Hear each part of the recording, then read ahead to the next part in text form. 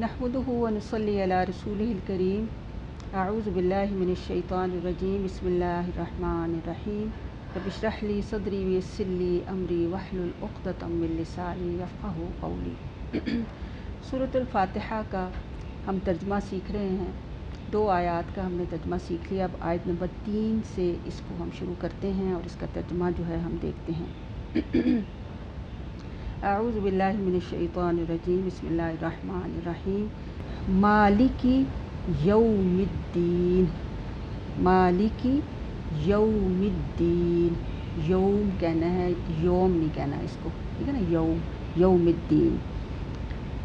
اب اس میں اس کا جو ہے مالک ہے یوم دن، الدین روز جزا کا، مالک ہے دن روز جزا، روز جزا، اور اس کا بامحاورہ ترجمہ کیا ہوا کہ مالک یوم الدین، وہ مالک ہے روز جزا کا مالک ہے۔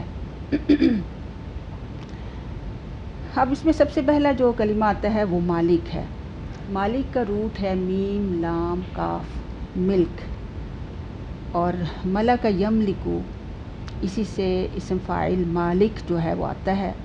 اور ملک اگر اس کا معنی دیکھیں تو ہر اس چیز کو کہتے ہیں جو کسی کے قبضے میں ہو اور کسی دوسرے کو اس میں تصرف کرنے کا اختیار نہ ہو، اس کو ملک کہا جاتا ہے۔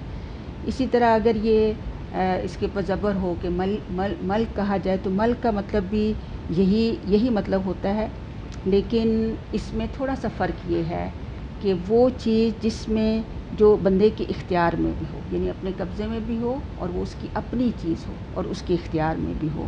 اور اسی سے پھر دیکھیں کہ مالک کا جو ہے مفہوم ملتا ہے کہ مالک وہ ہے جسے اختیار رکھنے اور قابو میں رکھنے اور چیزوں میں تصرف کرنے کا پورا اختیار حاصل ہو۔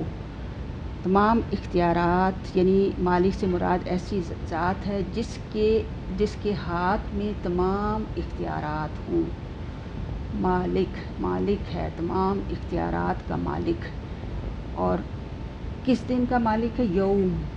یوم دن کو کہتے ہیں عربی میں، اور یہ آپ دیکھیں کہ اردو میں بھی یہ لفظ استعمال ہوتا ہے یوم، ایام، اس کی جمع ایام ہے اور اردو کا یہ لفظ ہے۔ اب اگلا لفظ آ رہا ہے الدین۔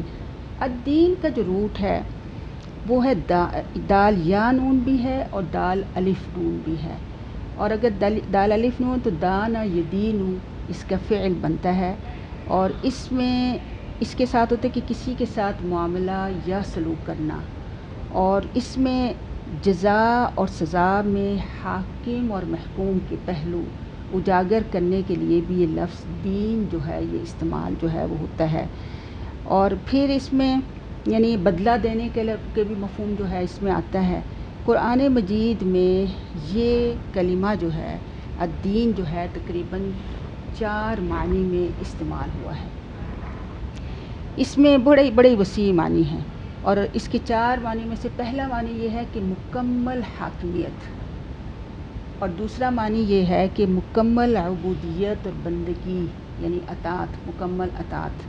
اور اس کو ہم اگر دیکھیں تو سورہ زمر کی آیت نمبر 3 میں یہ آتا ہے کہ الا للہ الدین الخالص، سن لو کہ اللہ ہی کے لیے ہے تمام دین۔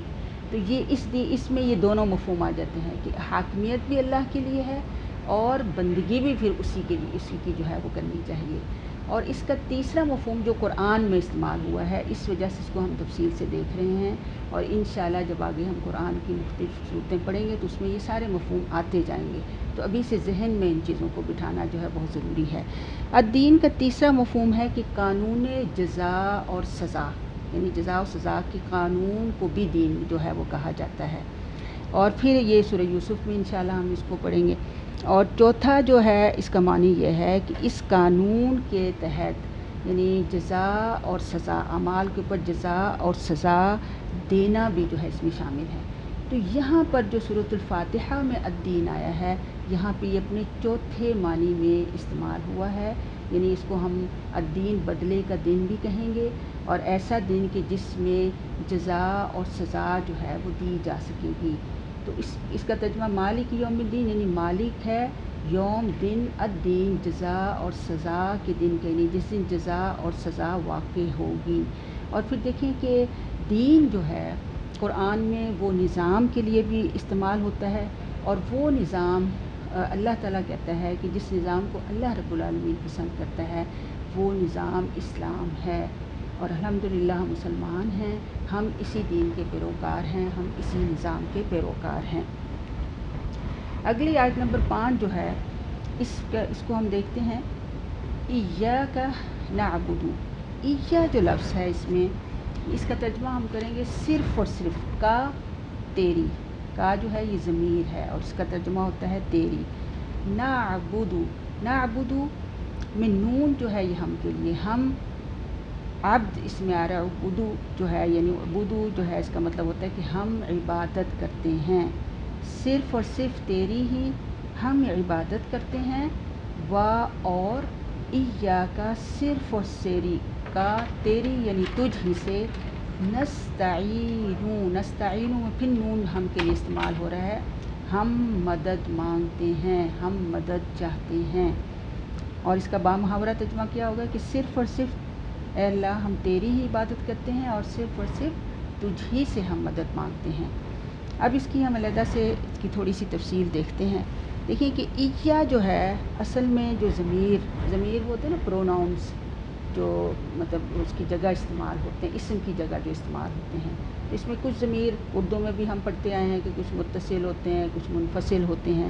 تو کا اصل میں ضمیر ہے، کا تم کے لیے، حاضر کے لیے جو ہے یہ استعمال ہوتا ہے، اور ایہ جو ہے اس میں اضافہ ہے، اور یہ اس وقت کیا جاتا ہے۔ ایہ کا جو مطلب ہے جب اس کو الگ سے استعمال کیا جائے، ایہ کا جب کا ہے تو اس میں ہی کا مفہوم پیدا ہو جاتا ہے۔ ایہ جو ہے نا اس کو گرامر کی زبان میں کلمہ حصر کہا جاتا ہے، یعنی ایسا کلمہ جو کسی کے ساتھ خاص کر دیتا ہے۔ اور اس میں تھوڑی سی گرامر کے حوالے سے اگر ہم دیکھتے ہیں تو یہ ایہ کا جو ہے یہ مفعول ہے جو پہلے آیا ہے، اور نعبد فعل ہے جو بعد میں آتا ہے۔ تو اگر مفعول پہلے آ جائے تو اس میں یہ تخصیص یعنی حصر کا مفہوم، ہی کا مفہوم پیدا ہو جاتا ہے، صرف اور صرف کا مفہوم جو ہے وہ پیدا ہوتا ہے۔ تو اس لیے صرف اور صرف تیری، اور نعبد ہم عبادت کرتے ہیں۔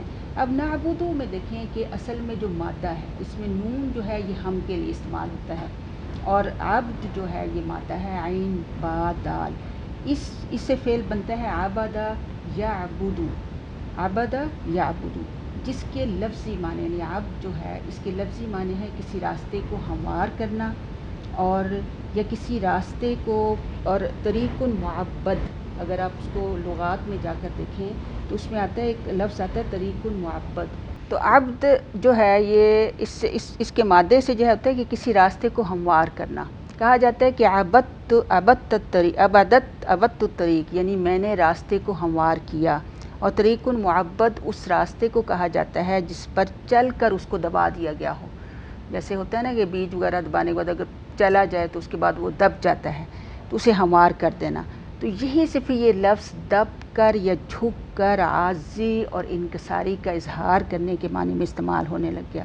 تو اس لیے عبودیت یا عبادت جس کو کہتے ہیں اس جذبے کو کہا جاتا ہے جو ہر انسان کی فطرت کا حصہ ہے، اور اس کے باطن میں یہ موجود ہے کہ وہ کسی بھی ہستی کو اپنے سے بہت اونچا سمجھ کر فوق الفطرت یا کائنات کی بالا ترین ہستی سمجھتے ہوئے اس کے آگے جھک جانا، اور عز و انکساری کا اظہار کرنا، خشوع و خضوع کا اظہار کرنا۔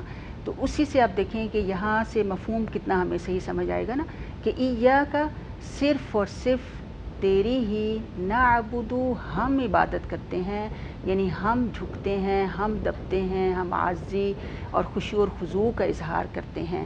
تو اس طرح اگر ہم قرآن کو اس طرح سیکھیں گے تو ہمیں قرآن کا مفہوم اور رب العالمین کی ہستی کی پہچان جو ہے بہت ہی درست طریقے سے ہوگی۔